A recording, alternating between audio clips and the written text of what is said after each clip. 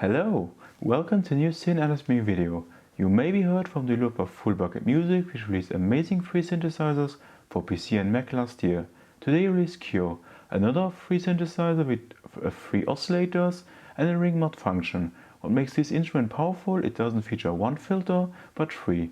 And it comes also with a modular arrangement, so you can arrange all three filters completely different. So it's a very powerful sound design tool. It comes also with a white noise generator, a chorus effect, and all parameters have MIDI learn function. And you know this synthesizer is a bit older, but the developer adds today a Mac support, so it adds VST and audio unit support. And to give you now a good overview about the sound character, I will play now around 20 sounds for you to give you a good sound overview of it. So let's go!